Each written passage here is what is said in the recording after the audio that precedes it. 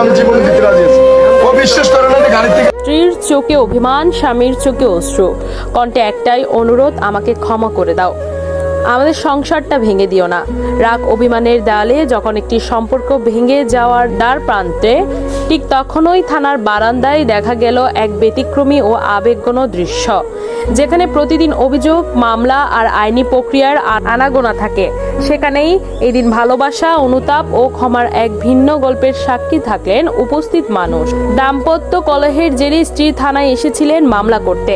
দীর্ঘদিনের অভিমান আর সংসারের অশান্তি তাকে সেই সিদ্ধান্ত নিতে বাধ্য করেছিল। কিন্তু অভিযোগের মুখোমুখি হয়েও স্বামীর কণ্ঠে ছিল না কোনো রাগ বা ক্ষোভ। নিজের ভুল স্বীকার করে তিনি স্ত্রীর কাছে বারবার ক্ষমা চান এবং হাত ধরে অনুরোধ করেন, আমাকে আরেকটা সুযোগ দাও, আমাদের সংসারটা ভেঙে দিও না। থানার বারান্দাতেই দুজনের মধ্যেই দীর্ঘক্ষণ কথা হয়। উপস্থিত পুলিশ সদস্য ও স্বজনদের সামনেই ধীরে ধীরে গলতে থাকে অভিমানের বরফ। শেষ পর্যন্ত মামলা না করেই সব ভুল বুঝাবুঝি দূরে সরিয়ে আবারও নতুন করে সংসার শুরু করার সিদ্ধান্ত নেন তারা। সেদিন আইনের আনুষ্ঠানিকতার চেয়ে বড় হয়ে উঠেছিল ভালোবাসা, ক্ষমা আর একটি সম্পর্ককে শেষবারের মতো বাঁচিয়ে রাখার আন্তরিক চেষ্টা। এই দৃশ্য দেখে উপস্থিত অনেকেই আবেগাপ্লুত হয়ে পড়েন। শেষ পর্যন্ত থানায় কোনো মামলা হলো না, বরং ভাঙনের মুখে দাঁড়িয়ে থাকা একটি সংসার পেল নতুন করে বাঁচার সুযোগ।